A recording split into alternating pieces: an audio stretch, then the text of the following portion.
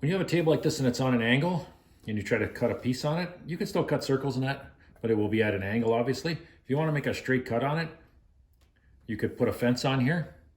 Unfortunately, I don't have a fence for this particular saw, so I'm just going to use a piece of wood. And I'm going to clamp it to the table. The first thing I need to do is I need to come up to the blade and I need to measure to the edge of the miter slot, which in this case is 3 7/16. So if I move out to here and I set it for 3 7/16, if I make a mark here and I come up here and I make a mark out to the front,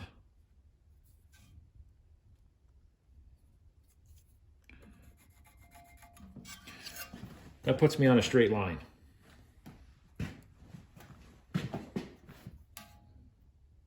If I have a fence on a bandsaw, whether it's a fence that you put on here, or you just make it out of a piece of wood, is I don't want the piece going like this through the saw, or like this.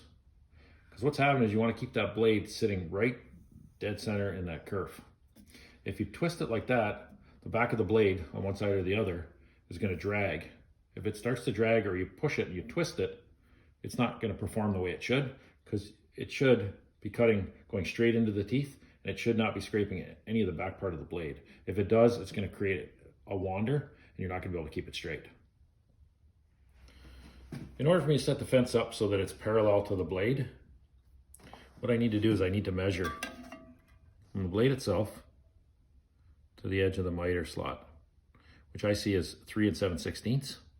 So what I've done is I've gone ahead and I've marked 3 7/16 down here and 3 7/16 on the back. And I made a mark on the tape so I can see it. So when I set my fence up, I wanted to be down 1.5 inches from the blade in order to get the cut that I want. So what I've done is I've measured down 1.5 inches there and 1.5 inches on the back side. So now I can line up this homemade fence that I have and line it up on the 2 lines. I can get the measurement that I want. And now all I need to do is add a set of clamps to it. Okay, now that I'm all set up here, I've set the guard. The guard is really close on the inside here. It's far away, so you could always stick your fingers in there. So you're gonna wanna use a push stick. And what you have to watch is when you get to near the end of a cut, especially if the blade is dull, is the blade will jump out the back end of the board here.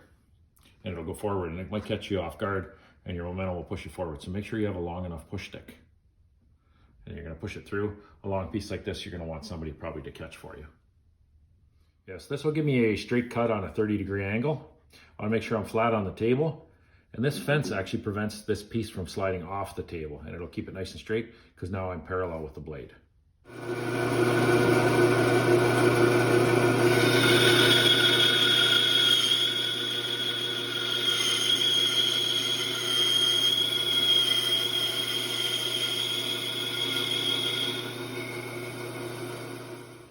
Okay, I took a part cut here. What you want to make sure is if you're in a cut and the saw is running, is you don't want to pull the piece out while it's running. Because what happens is you could actually bind it and you could pull the saw blade right off the saw. One nice thing about a bandsaw is, unlike a table saw or a circular saw, is as the blade comes down, it pushes the piece up against the table and it doesn't push it back towards the operator. So you can actually have it sit while it's cutting and it'll just sit there. And you don't have to worry about kickback.